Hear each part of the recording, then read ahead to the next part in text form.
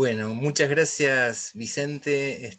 Para mí es un enorme placer poder compartir un rato con ustedes hoy, y además un honor y un orgullo muy grande que la Academia me haya invitado a formar parte de este ciclo.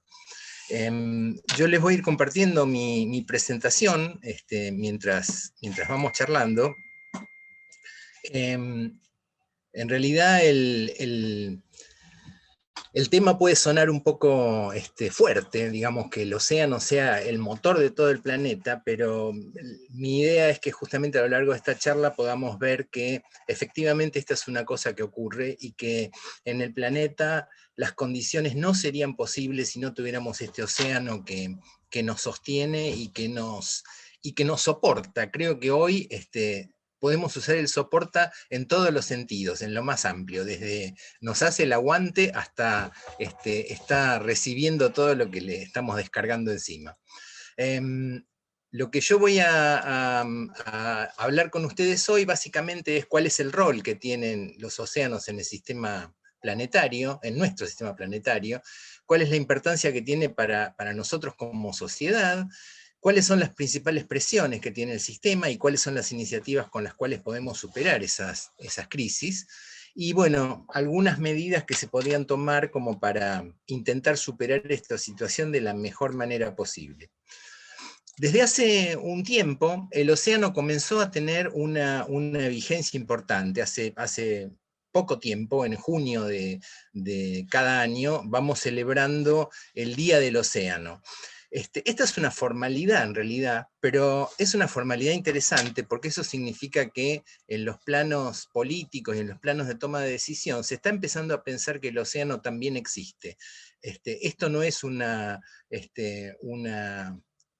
palabrerío lo que estoy diciendo, sino que en realidad hasta hace poco tiempo esto no existía. Digamos, el océano era una cosa que estaba ahí al costado, pero excepto para algunos países que viven particularmente a expensas del océano, para muchos otros esto pasaba de largo sin que le diéramos demasiada importancia. Cuando hablamos de cuáles son las funciones del océano en el planeta, y esto es una de las cosas que sostiene este planteo que yo estoy haciendo, podemos decir que es un regulador del clima, es redistribuidor de calor en todo el planeta, es redistribuidor también de materia orgánica y de nutrientes, esto es lo que sostiene la vida dentro del sistema, es el generador más importante de oxígeno que tiene el planeta, mucho más importante en términos de volumen que lo que generan todas las selvas y todos los bosques del planeta juntos.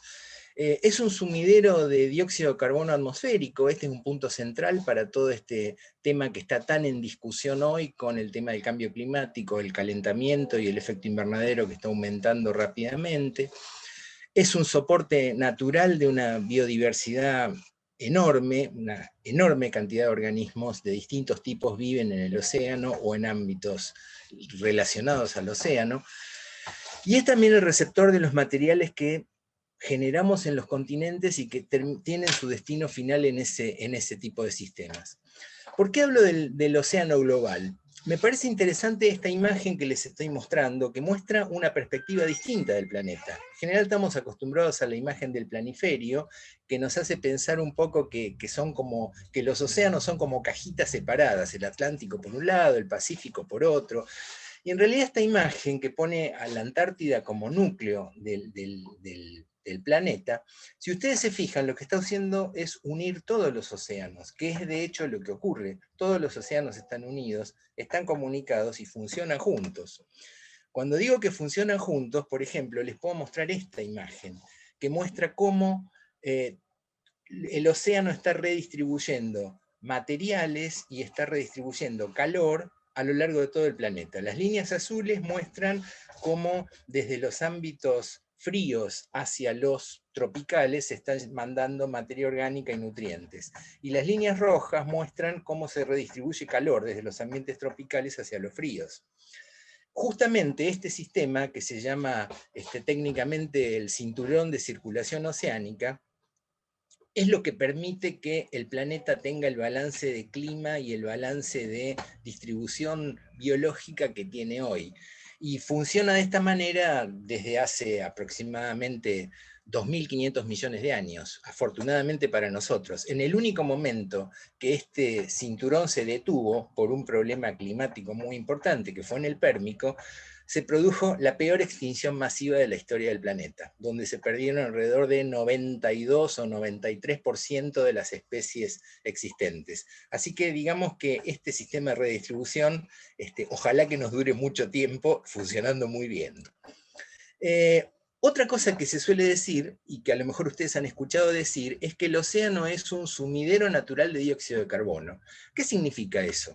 Significa ni más ni menos que el océano es capaz de capturar el dióxido de carbono que hay en la atmósfera, disolverlo en el agua y depositarlo en el fondo del océano en forma de carbonato, que es un sólido. Y eso, en la práctica, ¿qué significa? Significa que estamos reteniendo enormes cantidades de dióxido de carbono que hay en la atmósfera en forma de todo esto que ustedes tienen presente aquí: esqueletos de corales, valvas de bivalvos, suelos carbonatados, minerales carbonatados, etc. Entonces, este sistema es un sistema de altísima eficiencia que también nos garantiza un balance climático importante para todo el planeta. Otro punto importante es tener presente que todos los procesos que se llevan adelante en los continentes terminan en el océano. El reservorio final de todos los procesos continentales es el océano. La vía más importante de transferencia son los grandes ríos. Digamos, en nuestra casa sería, por ejemplo, el Río de la Plata con toda la cuenca del Paraná asociada, pero eso podríamos llevarlo a los casos del Orinoco, Amazonas, el Congo, el Nilo, cualquiera de los grandes ríos del planeta. Pero además, ese proceso macro que se ve con los grandes ríos también ocurre con los pequeños ríos, también ocurre con los arroyos y ocurre con el drenaje continental que se da a lo largo de todos los sistemas. Por lo tanto, no hay procesos continentales que a la larga no terminen enviando sus residuos al océano. Este es un punto importante tener presente. ¿Por qué? Porque eso significa la llegada de materiales nutritivos, por ejemplo, la mayor parte de los nutrientes y de la materia orgánica que se genera en los continentes, termina en el océano y eso produce el soporte de una enorme cantidad de biodiversidad de todo tipo. De organismos, desde organismos unicelulares hasta los organismos más grandes que hay hoy en el planeta. Para nosotros como sociedad, el océano es un proveedor de bienes y de servicios. ¿Qué significa esto? Significa que nos da un montón de materiales y un montón de procesos que permiten una mejor vida para la sociedad. Entre otras cosas, nos brinda alimento. Ya hablé de la provisión de oxígeno que nos da y del almacenamiento de carbono que permite la regulación del clima. Esa enorme biodiversidad de la que mencioné, y es una gran fuente de recreación, transporte, turismo, etc. Si nosotros lo ponemos en términos un poco más fríos, digamos que a partir de los océanos se producen alrededor de 2,5 trillones de dólares por año. Este número es hasta difícil de imaginarlo. ¿Pero qué significa eso? Significa que el océano para nosotros es un montón de dinero en la práctica. Ahora, esto tiene un aspecto muy positivo, que es esto que aumenta notablemente el bienestar de la sociedad, pero también tiene algunas consecuencias que hay que tener presente. Les estoy mostrando rápidamente algunas de las formas en que esos bienes y recursos llegan a la sociedad, a través de la pesca y la producción de alimento, a través de la generación de energía, fenómeno que se da en todos los mares del mundo y en el océano a lo largo de toda su extensión. Con el tema de transporte, que es sin duda el sistema de transporte más intenso que hay en el planeta, es el que se produce a través del océano. Pero esto también nos tiene que llevar a pensar qué presiones generamos sobre el océano a partir de todos estos movimientos. Y básicamente, entre la enorme cantidad de situaciones que se dan, hay 3 fenómenos particulares que están impactando fuertemente sobre el océano global hoy, que son el cambio en la condición del sistema climático planetario, el tema de contaminación, particularmente la contaminación por microplásticos es hoy una de las más preocupantes en el sistema, aunque obviamente no podemos dejar de lado todas las demás, tanto de la contaminación química por compuestos orgánicos e inorgánicos, procesos de contaminación biológica o contaminación física, y la sobrepesca, un fenómeno realmente muy crítico para nuestro océano hoy.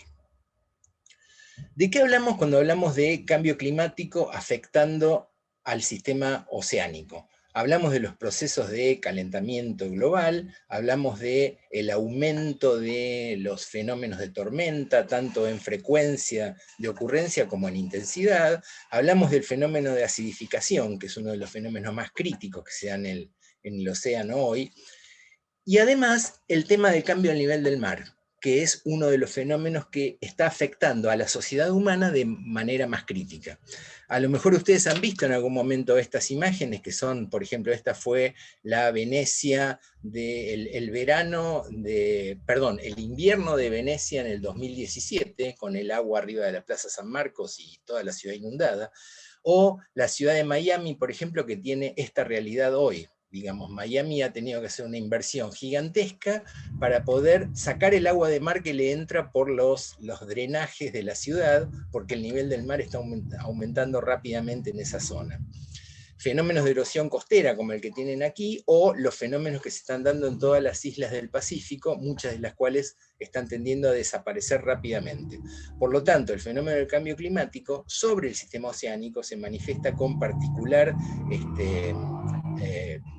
fuerza. Esta nota salió en una revista en el mes pasado, el 8 de julio, y está mostrando cómo en las costas de Canadá se está perdiendo una enorme cantidad de vida marina por acción de justamente el efecto de calentamiento. Este año, en el 2021, el hemisferio norte está teniendo el verano más cálido de los últimos 150 años. Y se está manifestando de manera muy crítica. Digamos, la costa canadiense con temperaturas promedio de 40 grados en este año está teniendo efectos realmente devastadores sobre este tipo de sistemas. ¿Qué pasa con el tema de contaminación? Insisto, hay muchos efectos, pero voy a manifestarme particularmente por el de microplásticos, que es uno de los sistemas más críticos que hay. En finales de la década del 70 se empezó a observar a través de imágenes satelitales que cerca de la costa oeste de Estados Unidos, y en realidad entre la costa oeste de Estados Unidos y Hawái, empezó a detectarse una mancha muy grande que no sabían muy bien qué era. En principio se la llamó la Gran Mancha del Pacífico, pero no estaba muy definido qué era eso que estaba ocurriendo. Lo único que sabían es que era algo de gran tamaño. Bueno, obviamente se hicieron trabajos de prospección para ver qué era, y lo que se encontró fue esto.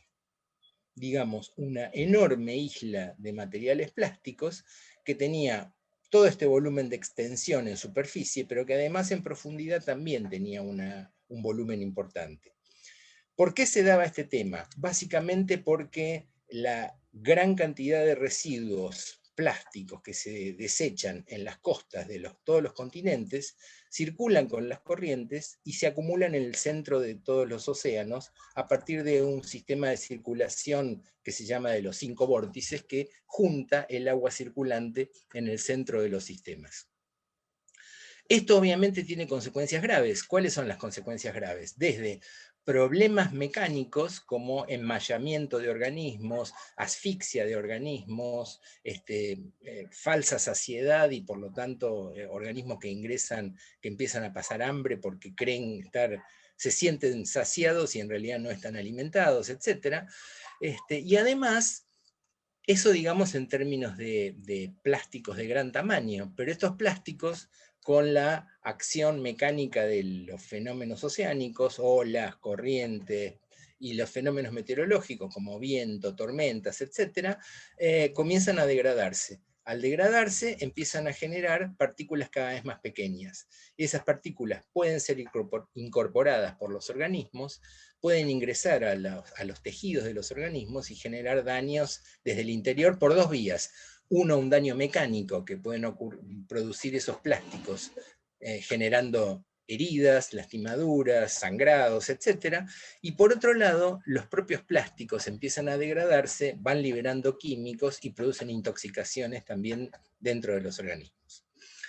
Este fenómeno, que en principio no tenía una magnitud muy importante, cada vez se fue observando que era mayor.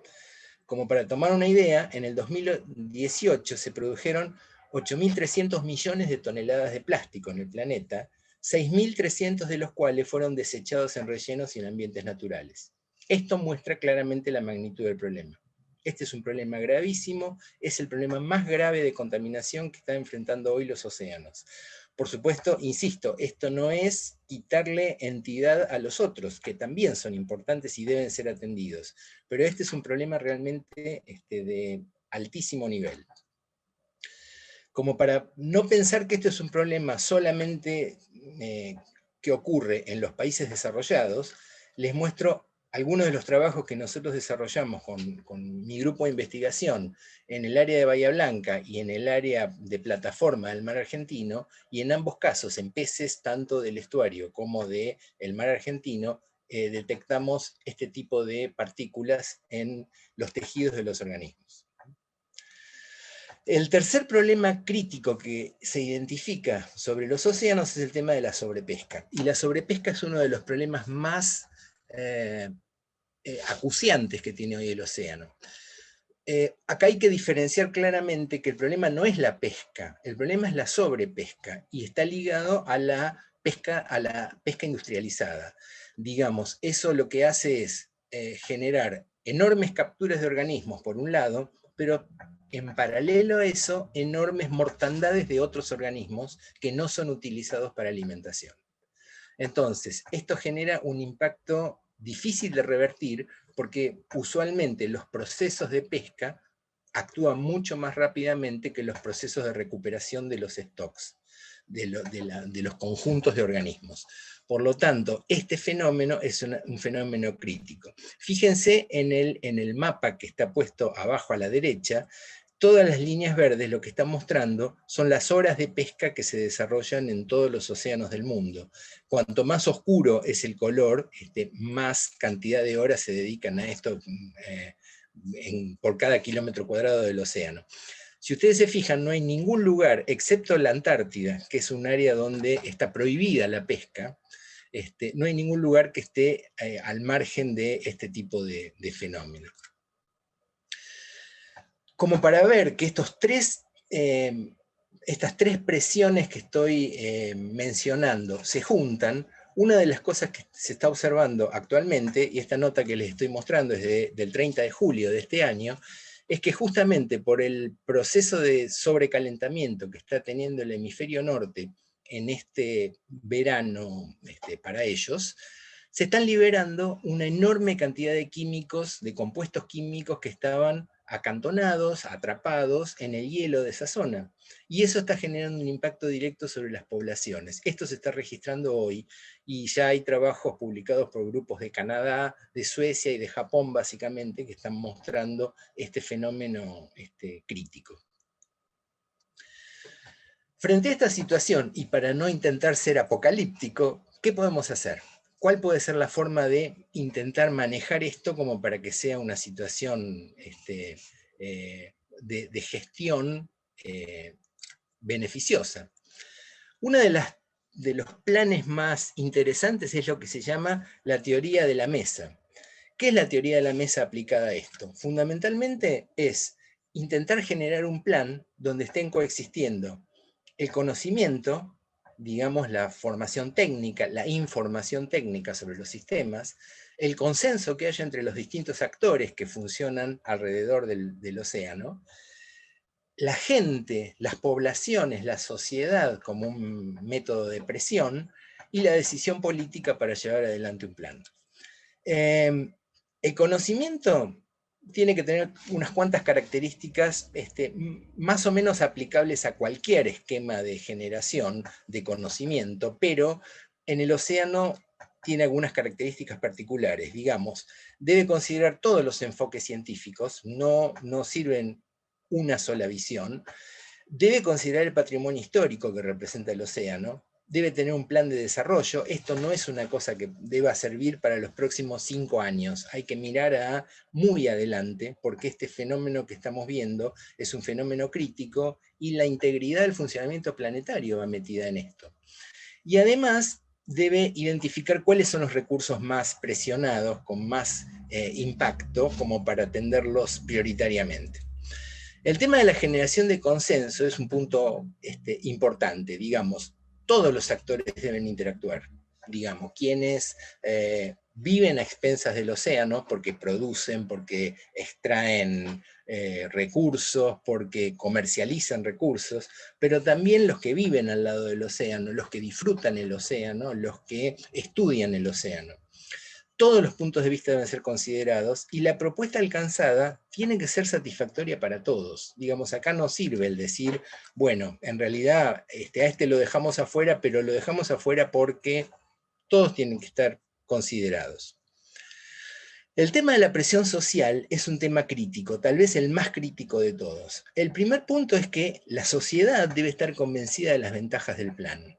Y este es un tema que en algunos países sería muy fácil de explicar. Si yo intento explicar esto en Japón, la cosa sería sencillísima, porque Japón no puede existir sin océano. En Argentina la cosa es más complicada, porque nosotros tenemos una muy pequeña apropiación del océano. En realidad casi no le damos mucha bolilla. El punto de vista común debe ser la prioridad y no los puntos de vista sectoriales. Digamos, acá no nos serviría decir, bueno, pero con esto perjudicamos a las empresas o perjudicamos a los navegantes, o tiene que ser un plan que les sirva a todos. Y un tema muy importante es que las consignas tienen que ser directas y tienen que ser concretas. Digamos, si lo pusiéramos en términos populares, diríamos, el verso no nos sirve. Hay que ser muy concretos, hay que ser muy directos y la gente tiene que entender perfectamente lo que le estamos proponiendo. Y el tema de la decisión política es otro punto crítico. Digamos, la legislación tiene que ser adecuada para sostener el plan, pero además debe haber responsables de la aplicación y control, y esos responsables tienen que estar claramente identificados, y se deben evitar superposiciones que generen situaciones vacilantes o situaciones de duda. Una cosa central para ese plan es que las 4 patas tienen que estar balanceadas. Digamos, si nosotros desarrollamos mucho una de las patas, pero las otras se quedan atrás, la mesa se va a caer. Entonces necesitamos todo eso. ¿Es posible avanzar en el sentido deseado sin un desarrollo armónico de las 4 patas? Es un tema complicado y en realidad es tal vez el punto más difícil de llevar adelante. Frente a esto es importante tener presente que si uno se pone a revisar las cosas que se hacen en términos de acciones sobre el océano, va a encontrar muchísimas cosas y va a encontrar muchísimas acciones. El tema es diferenciar claramente cuáles son las acciones formales y cuáles son las acciones reales que se llevan adelante. Yo empecé la charla mostrándoles la celebración del Día del Océano. Y como eso ustedes podían encontrar un montón de cosas, digamos, en muchos lugares que se festeja el Día de la Pesca, el Día del Océano Limpio, el Día de etcétera, etcétera. Y también podemos encontrar en muchísimas estrategias planteadas para llevar adelante un cambio de condiciones, una mejora en el balance entre el funcionamiento del océano y el clima, etc. Los informes que se hacen sobre la condición climática, particularmente en todo el planeta, pero particularmente sobre el océano, son permanentes. Ayer se presentó el informe 2021. Si alguno, a ver, todavía no hemos tenido tiempo de leerlo en detalle, pero quien haya leído el resumen ejecutivo simplemente del resumen 2021, ve que lo que se está planteando es una situación dramática, y se habla ya de algunas acciones irreversibles en muchos lugares del océano. Junto con todo esto que les cuento, les tengo que contar que en realidad existe una constitución de los océanos que se generó en Naciones Unidas y que se basa en la premisa que los problemas del océano están profundamente relacionados y deben ser tratados como uno solo. Esta Constitución del Océano se aprobó y se sancionó en 1982. O sea, hace 40 años que tenemos sancionada esa Constitución. A la luz de lo que yo les vengo comentando, esto nos sirvió de poco hasta ahora. Con estas cosas me refiero a las medidas formales. Afortunadamente también están apareciendo medidas reales, y digamos, les cuento esto para no parecer que vengo a hablar solamente de cosas terminales y horribles. Probablemente muchos de ustedes han oído hablar de los Objetivos de Desarrollo Sostenible de Naciones Unidas para la próxima década. Uno de los objetivos que se plantea, el número 14, justamente considera el tema de los océanos en todo el mundo. Sobre este tema, muchos países están trabajando y están haciendo un trabajo interesante, concreto, en una escala razonable. Digamos, es muy difícil salir a decir, bueno, vamos a resolver los problemas del océano, pero a lo mejor resolviendo pequeños problemas en escalas locales se ayuda rápidamente de manera concreta a esto. En Argentina ha habido algunas medidas reales que realmente son importantes destacar. Una de ellas es la reconfiguración de lo que es realmente el mar argentino. Si nosotros tomamos un mapa de Argentina y el mar argentino del año 2000, por ejemplo, van a encontrar que el mar argentino era una pequeña fracción que estaba ligada a la costa y tenía un círculo alrededor de Malvinas, y no había mucho más que eso. A partir del 2004 y trabajando intensamente hasta el 2009, desde Cancillería se conformó un grupo científico, administrativo y formado por gente de muchos institutos y muchas universidades del país, que se llamó el Grupo COPLA. COPLA significa Comisión Nacional del Límite Exterior de la Plataforma Continental.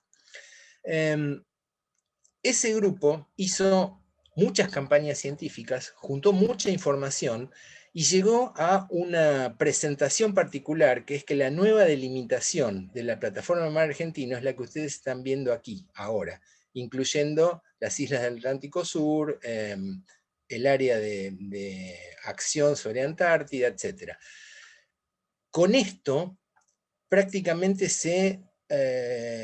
un poco más que duplicó la superficie del mar argentino. Y esta superficie equivale a también el doble del área continental que tiene Argentina. Esto es importante ponerlo en expresión real, porque es un tema desde lo geopolítico, un tema realmente importante. Esta presentación argentina realizada por COPLA, Cancillería la llevó a Naciones Unidas y fue aprobada por la Convención del Mar de Naciones Unidas en el año 2009, el 21 de abril del 2009. Otra iniciativa concreta que tiene Argentina hoy es la iniciativa Pampa Azul.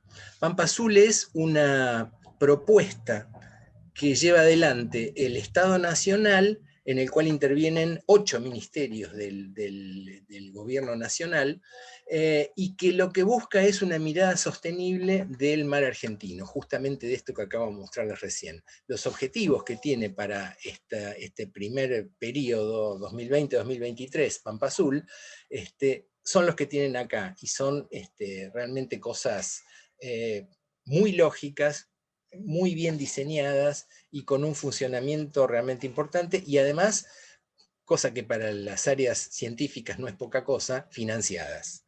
Entonces, esto es un fenómeno realmente destacable. Ustedes se preguntarán por qué esta diferenciación acá. Cuando les presenté Pampa Azul les dije que fue una cosa diseñada y que la iniciativa se aprobó en el 2010, y sin embargo recién en el 2020 estamos llevando adelante esto. Bueno, lamentablemente hubo una laguna temporal en el medio, en el cual Pampa Azul estuvo, no voy a decir discontinuada, pero casi, y tomó fuerza nuevamente hace poco tiempo, y en este momento está funcionando afortunadamente a full. Esto es importante desde muchos puntos de vista. Digamos, primero porque no es un tema solamente de científicos. Los científicos somos operadores de esta iniciativa, somos los que hacemos las campañas, generamos información, etcétera, etcétera. Pero piensen que además del Ministerio de Ciencia, en este programa funcionan el Ministerio de Educación, el Ministerio de Salud, el Ministerio de Desarrollo, el Ministerio del Interior. Entonces es una propuesta realmente integral, como pocas veces hemos tenido para el mar argentino. Creo que me atrevo a decir que es la primera vez que hay una cosa tan integrada para el mar argentino. A consecuencia de ese trabajo de Copla primero y después de Pampa Azul a continuación, Argentina acaba de presentar el 4 de agosto del 2021 una iniciativa en Naciones Unidas que se llama justamente el Atlántico Sur como ámbito de paz y cooperación. Y es un área de trabajo que se ha abierto para las cooperaciones que Argentina puede llevar adelante con otros países, como para tener una imagen concreta mucho más importante de la que tenemos hoy. Como para que ustedes no piensen que lo que les estoy contando es fantasía o es una cosa tipo Disneylandia, les voy a contar una situación particular que a mí me tocó vivir y que realmente muestra que estas cosas son posibles cuando hay voluntad de llevarlas adelante. En marzo del 2019 se hizo la reunión del S20 en Tokio, en Japón, y el tema que se trataba en ese momento eran las amenazas para los ecosistemas marinos y la conservación del ambiente marino. En el S20 no participan formalmente los gobiernos de los países integrantes del grupo del G20, sino participan las academias de ciencias de esos países.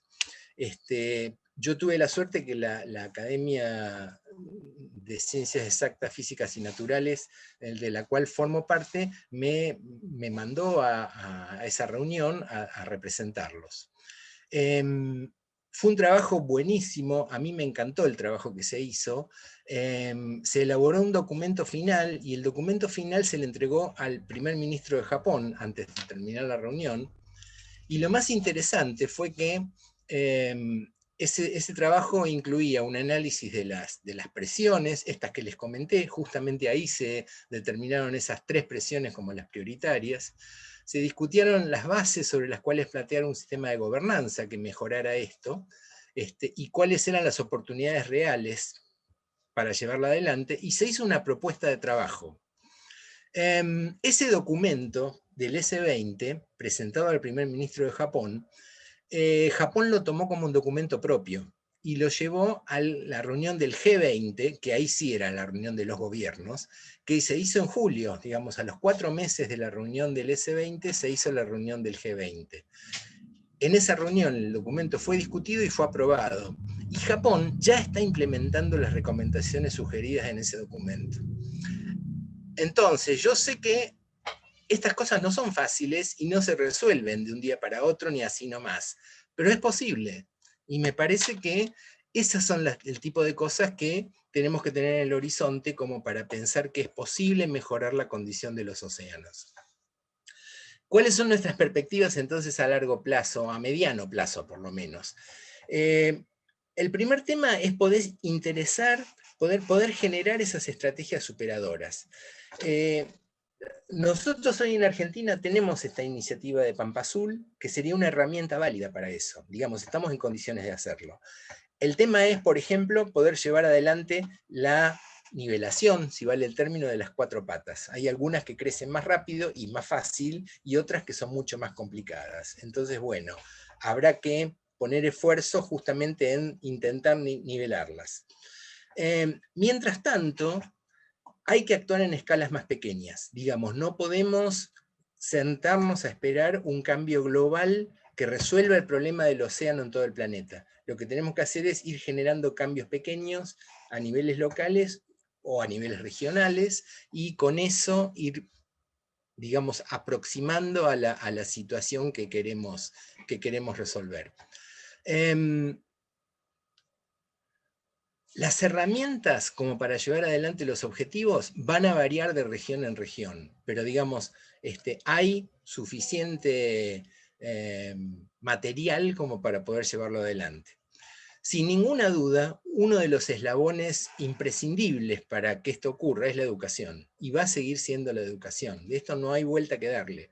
Cuando hablo de la educación, no me refiero, tal como dijo Vicente cuando comentó cómo funcionaba esta reunión, no me refiero a la educación como generación de nuevos universitarios, nuevos profesionales, me refiero a la bajada de conocimiento, mejor dicho, la distribución de conocimiento entre todos los estratos de la sociedad. Esto es imprescindible, porque es la única manera en que consigamos que la gente sienta que el océano es propio, que el océano es suyo, no es un lugar donde va 15 días en el verano a pegarse un bañito los días de calor. Es una cosa que son de ellos y tienen que cuidarlo ellos y tienen que hacerse cargo y tienen que reclamar. Entonces, la manera, me parece que la manera más práctica de hacerlo es a través de la educación. Probablemente los dos conjuntos de problemas más importantes y que van a requerir más trabajo van a ser la generación de políticas y el logro de consenso. Esas son las dos patas más difíciles de desarrollar. La generación de conocimiento es probablemente la que crece más rápido, pero hay que ser prudente ahí también. Digamos, crece muy rápido, pero necesitamos una generación de conocimiento, si vale el término, bajada a la tierra, no una cosa para, solamente para las bibliotecas y para los grupos de intelectuales, sino para la distribución entre toda la gente.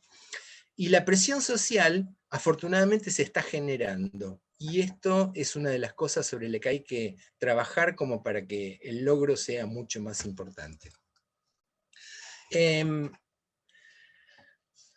Una cosa que me parece que es fundamental para esto es tener claro que este tipo de propuestas no se pueden llevar adelante en el periodo de desarrollo de un gobierno. Esto no es un trabajo de un gobierno, no es una cosa que ocurre en 4 años, ni en 8 años, ni es una cosa, es una política nacional, o debe ser una política nacional, y para eso es imprescindible que estas cosas que les fui comentando se puedan ir concretando poco a poco. También es importante tener presente que así como podemos ir desde lo pequeño, desde las pequeñas escalas hacia lo global, también tenemos que lograr que las políticas vayan desde los pequeños lugares hacia lo global. Esto es, no tenemos que esperar, me parece, a que el Congreso de la Nación sancione una ley para tal cosa. Pueden empezar los municipios teniendo ordenanzas que vayan facilitando este trabajo, y eso a lo mejor va a generar presión sobre las provincias para que ordenen y eso va a generar presión sobre la nación, e incluso eso puede generar una presión para tener políticas transnacionales, como en algún momento, por ejemplo, lo pudo hacer Europa. Esto es posible hacerlo, pero requiere un trabajo francamente importante y complicado. Gracias, esto que les estoy mostrando son algunas imágenes de esa reunión del 2019, que para mí fue fantástica, y acá la de abajo a la izquierda es el momento en que el presidente de la reunión le entregó al primer ministro el documento, insisto, documento que ya hoy afortunadamente está siendo aplicado por algunos de los países receptores. Gracias. Hola Jorge, muy interesante la charla. Mi pregunta Gracias. es concreta. Cada 2x3 en Green Pass o qué sé yo, el movimiento ese, muestra el sur totalmente cubierto de barcos que están esquilmando el sur argentino. ¿Existen políticas? Porque además de esquilmar el mar, aparentemente están contaminando las costas con los desechos que tiran y que va al costado, no sé, uno lee en los diarios y encuentra esas cosas. ¿Existe alguna política concreta para tratar de evitar esa esquilmación que se está realizando? Bueno, es muy importante lo que preguntas, Marta, porque hay dos aspectos distintos. Hay una política muy concreta sobre los recursos que están en el mar argentino. En el mar argentino quiere decir desde el borde del mar argentino hacia la costa. Y sobre esa área Argentina puede proteger sus recursos y de hecho tiene una política activa en ese sentido. El problema es que la concentración tan grande de barcos extranjeros que vos comentás no está dentro del mar argentino, está exactamente sobre el borde, en el borde hacia afuera. Y ahí Argentina no puede hacer más que protestar, morder la bronca, pero no tiene un argumento legal para decirle no pueden pescar ahí, porque están pescando en aguas internacionales. Es probable que ustedes alguna vez hayan visto algunas fotos que hay que muestran todo el borde del mar argentino iluminado. Y esas luces son luces de los barcos que están pescando en ese lugar. Unos barcos particulares que se llaman poteros, que vienen a pescar calamar y que usan luces de 1000 watts para atraer a los calamares justamente y pescarlos. Esos barcos están pescando hacia afuera del mar argentino. Entonces, ¿el recurso de quién es? Bueno, ahí podemos entrar en discusiones, porque el recurso no reconoce banderas, pero no están pescando dentro del mar argentino. Eso no quiere decir que no haya, obviamente, en algunos momentos, barcos que se puedan meter, etcétera, etcétera. Pero la gran presión que hay sobre el recurso no se está produciendo adentro del mar argentino, sino afuera. Ahora, dentro del mar argentino hay también fenómenos de sobrepesca muy críticos. Ahora, esos fenómenos se están dando por empresas de Argentina, o por lo menos radicadas en Argentina, no por empresas extranjeras que vienen a pescar acá. Gracias, muchas gracias. No, al contrario. Una pregunta de Faustino Signieris. ¿Se habló con los gobernadores o los gobiernos de las provincias costeras? Bueno, primero hay varios organismos que las nuclean. Por ejemplo, para el tema de la pesca justamente está el Consejo Federal Pesquero, donde están representadas todas las provincias con litoral marítimo. Pampa Azul también tiene en su representación gente de todas las provincias, por lo tanto, digamos, este tipo de acciones que se llevan adelante están consensuadas entre las provincias que tienen litoral sobre el océano. De Oscar Padín. Felicitaciones, Jorge, por la claridad de tu exposición. Me permito agregar el contexto legal de la iniciativa Pampa Azul Promar, Ley 27167, Programa Nacional de Investigación e Innovación Productiva en Espacios Marítimos Argentinos, promulgada el 1 de septiembre de 2015. Abrazo grande. No es poca cosa lo que comenta Oscar, realmente es un punto central. Para quienes no lo conocen, Oscar es el director actual del INIDEP, el Instituto Nacional de Investigación y Desarrollo Pesquero. Así que efectivamente lo que él comenta es una de las iniciativas fuertes de Pampa Azul que están, gracias a Dios, están caminando hoy. Pregunta de Alejandra Volpedo. Excelente charla, Jorge. Felicitaciones a la Academia por esta iniciativa de desarrollar estas charlas. Quisiera consultar sobre qué debilidades tenemos desde el sector científico-académico que nos impide acercarnos muchas veces a las necesidades de los gestores de los recursos marinos. ¿Cómo crees que podemos mejorar el vínculo? Para trabajar en conjunto? Bien, Alejandra, yo creo que esto es un problema nuestro de formación, y cuando digo nuestro me refiero a los que, como yo, estamos un poquito más viejos. Las generaciones jóvenes tienen una facilidad mucho mayor que la nuestra para actuar en otros ámbitos no académicos, que este es el punto importante. Digamos, me parece que cuando seamos capaces de que nuestro conocimiento no quede solamente en congresos, en reuniones y en papers, sino que pueda bajar a otro lugar, a lugares más mundanos, digamos, va a ser mucho más aplicable.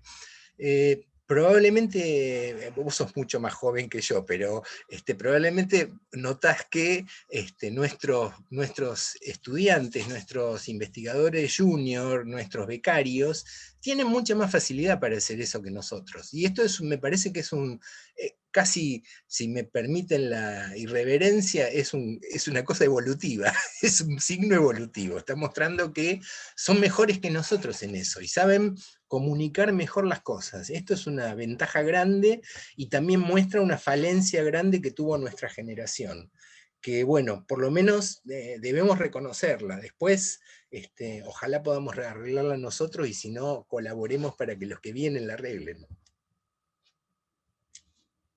Buenas tardes, soy docente, pero siempre me interesé por estas cuestiones del cambio climático, que veo que hay generaciones las nuevas generaciones en realidad, están tomando como mayor conciencia de esto, pero aún así siento que falta mucho, muchísimo. Dentro de los colegios, a ver, se están usando, por ejemplo, me voy al tema de reciclaje, el tema de separar la basura, en las casas. Hay gente que lo hace. El problema es que después, llevándolo a lo macro, viene el camión de la basura y te mezcla todo. Por ejemplo, cuando uno ve en otros países ya desarrollados, ven que hay días y horarios para sacar la basura, en tachos específicos, por ejemplo en California, también que vos lo mencionabas, cuando yo viajé había un día y un horario, si vos lo sacás fuera de ese horario te multan. Entonces me parece que acá en Argentina, más precisamente, falta mucha toma de conciencia todavía de esto. Es como que no estamos al tanto del daño que le estamos haciendo al medio ambiente, y yo creo que en realidad el cambio pasa desde una pequeña acción. Eso es el verdadero cambio. No tenemos por ahí que llevar a lo macro y todo, que bueno, si no hacen algo las organizaciones, el gobierno, el municipio. No, me parece que el cambio está en uno. Yo acá en casa vivo retando a todo el mundo, no me mezclen la basura, no me pongan lo orgánico con lo inorgánico, compost, esto, lo otro, los vuelvo locos, estoy con las 3 R's a full, y me dicen, bueno, basta, me vuelves loca. Pero yo insisto, porque me parece que nosotros adultos y con los más chiquitos, creo que sirve mucho el tema de empezar desde casa, desde lo micro, desde lo pequeñito, para después poder llevarlo a lo más grande, ¿no? Y bueno, llevándolo a lo macro, lo último que comento, el G20, cuando estuvo el G20, este tema, ¿no?, de que Trump no quería hablar del cambio climático y ahora estamos que todo es una bomba de tiempo, nos guste o no, es como vos dijiste, no hay que ser catastróficos, pero es inminente. Esto va a suceder, está sucediendo, está cambiando, yo creo igual. Investigo mucho y creo que tiene que ver también con el cambio de los ejes de la Tierra, me parece. Quizás es un análisis más profundo, pero creo que apunta a eso, que esto iba a ser inevitable y iba a pasar en algún momento. Pero bueno, creo que está siendo como más acelerado y un poco más caótico. Pero bueno. A ver, Romina, vos hablaste de unas cuantas cosas. Muchas. Y Amo, esto me apasiona, entonces me callo. Comparto casi todas ellas. Digamos, escuchaste durante mi presentación que yo lo que dije fue, justamente no nos quedemos esperando las soluciones globales. Las soluciones tienen que empezar desde lo pequeño. Fíjate que uno en cada uno de estas, puedo hablar del tema del océano, que es lo que conozco, en estas 3 presiones que yo identifiqué como críticas para el sistema oceánico, uno puede ver responsables más importantes, a pesar que nunca son los únicos, siempre son responsabilidades compartidas, pero digamos, si nosotros queremos ver cuál es la crisis climática hoy en el planeta, hay muchísimas cosas que la generan, incluidas motivos naturales y motivos producidos por la sociedad humana. Pero podemos atenderlas de la sociedad humana, que son las que se pueden corregir. A mi criterio, la más importante de todas es la generación de energía, el despilfarro que hay en torno al uso de la energía. Y en esto incluyo no solo no solo la energía que consumimos en casa, me refiero a lo que utiliza la industria, el esfuerzo que lleva adelante la ganadería, la utilización, la quema de combustibles fósiles, todo eso está metido dentro de ese gran paquete de uso de energía. Ese me parece que es el primer punto al que hay que apuntar para corregirlo.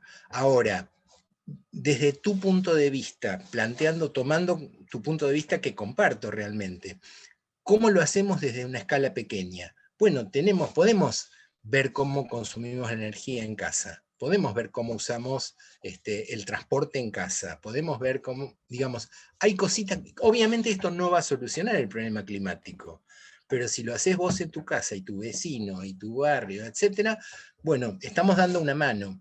Insisto, esto no es una solución global, de ninguna manera. Y las soluciones globales, viste, la van a tener que tomar todos los conjuntos juntos. Pero ayuda, sin ninguna duda. Eso me parece que es a lo que hay que apuntarle. El punto que vos decís, vos empezaste diciendo una cosa muy importante, que fue, yo soy docente. Bueno, para mí es uno de los núcleos, yo no reduzco la educación solamente a el tiempo en que los chicos van al colegio, porque el tiempo que están en el colegio es mucho menos que el que están en sus casas, en su club o en otros lados, pero es un tiempo importante para que sea aprovechado. Entonces, bueno, es uno de los ámbitos en el cual podemos ayudar a que estas cosas mejoren.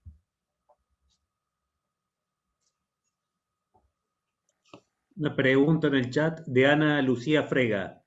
Gracias por la presentación. Respecto a la isla de plástico, ¿qué tratamiento se está llevando a cabo? ¿Desde cuándo? ¿Qué logros?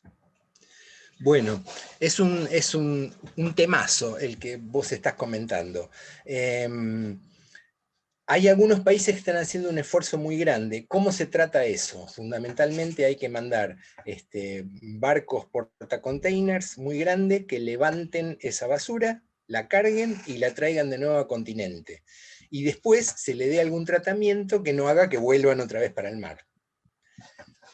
Esto es tecnológicamente muy fácil, tiene una sola limitante que es la económica.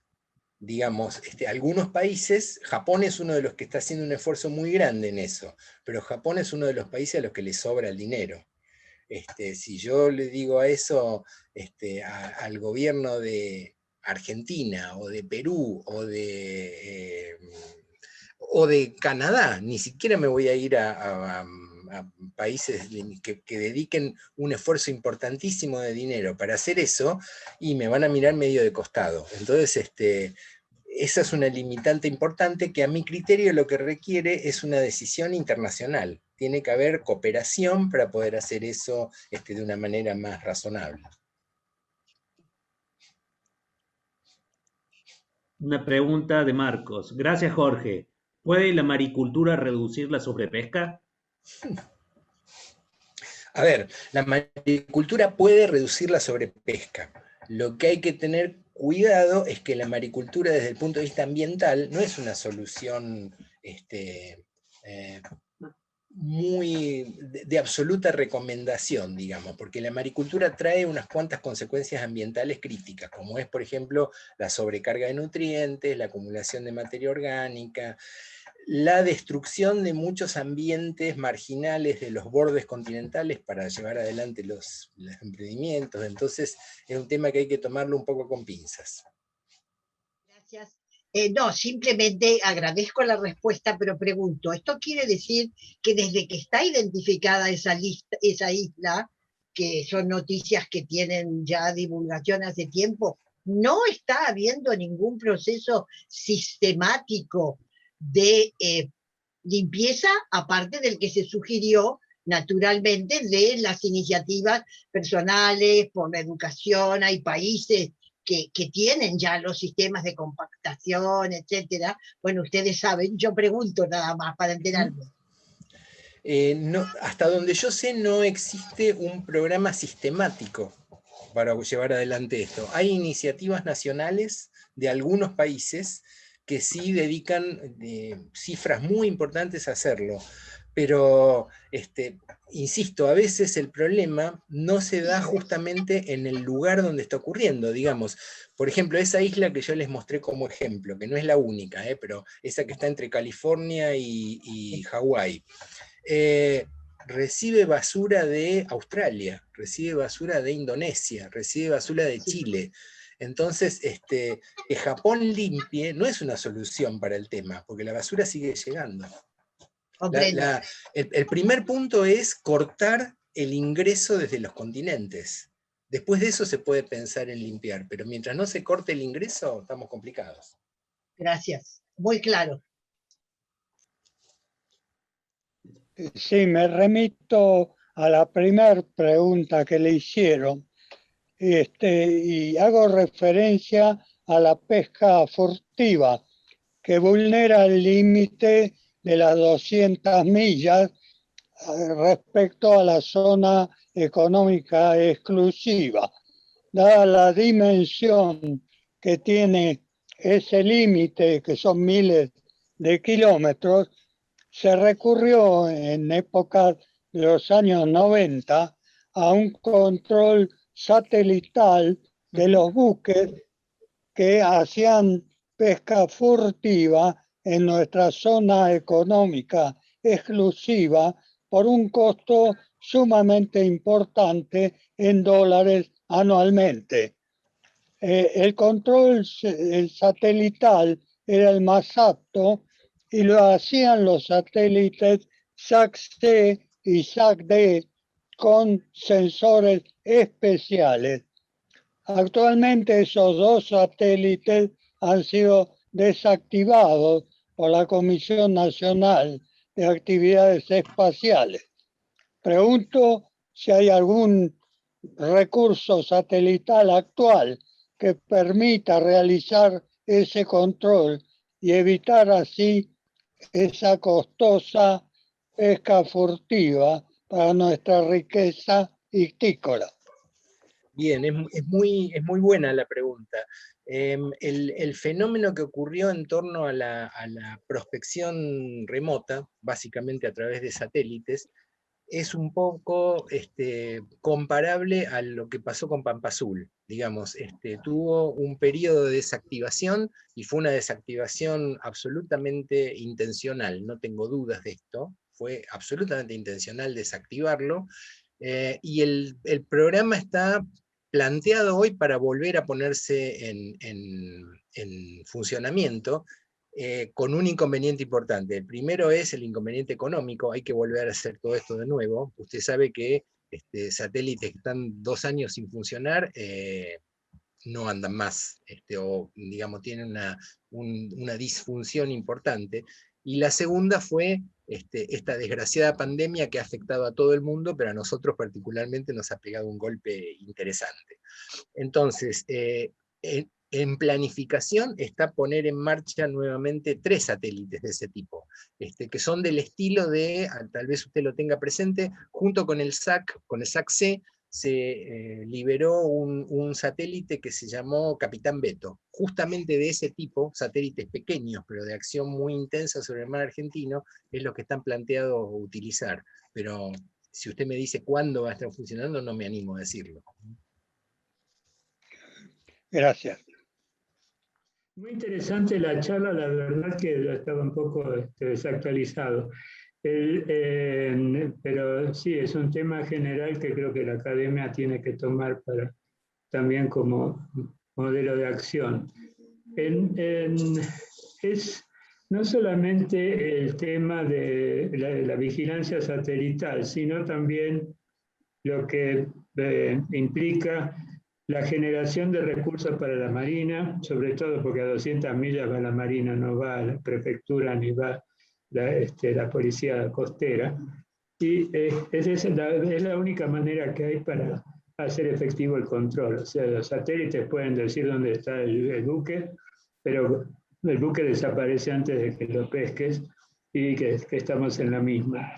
Y realmente esto que tiene que ser considerado inversión, creo que recién, no hace mucho tiempo que volvió los sistemas de coordinación entre el IDEP, Instituto Nacional de Pesca, que pertenecía, no me acuerdo si al INTE o al INTA, pero había siempre algunas cuestiones cuando se trataban de utilizar los barcos del CONICET o los barcos de prefectura. O sea, no, creo que por lo que he escuchado últimamente están poniendo de acuerdo todas las entidades del gobierno que tienen que ver con la costa, que muchas veces ha fallado. De casualidad me entero que hace 2 días pusieron una lancha en el Cadic. Con esa lancha parece un chiste, pero realmente llega a más de 3 millas y llega a zona de pesca, y además para controlar un área que encima sufre calentamientos más específicos que en otras áreas, ¿no? Es un barco chico, una lancha, como ellos dicen, pero algo es algo. Pero hay que hacer una inversión en barcos. En Bahía Blanca lo saben. Sí, es importante lo que usted está comentando. Afortunadamente hoy quiero decir en estos últimos años, en Argentina existe una coordinación nacional de uso de los buques oceanográficos. CONICET en este momento tiene 3 buques oceanográficos funcionando, de buques de gran calado, y además los institutos de CONICET casi todos hoy ya tienen una lancha oceanográfica como la que acaba de inaugurar el CADIC para estudios costeros. Estos son temas importantes, digamos, aunque parezca limitado, para la zona de estudio del CADIC, el funcionamiento de esa lancha es central, porque piensen que justamente a mitad del Beagle está ya el límite fronterizo con Chile, entonces trabajar en esa zona es realmente importantísimo. Por otro lado, además de los buques oceanográficos que maneja CONICET, están los buques de INIDEP, que también a través de la misma coordinación se están utilizando, y el buque de investigación que está coordinando Prefectura, que es el JUSEI, que también tiene capacidad de trabajo hasta el talud, así que realmente es una oportunidad interesante para llevar estos estudios a un límite importante. Bueno, gracias. Gracias, Jorge. No, gracias a ustedes.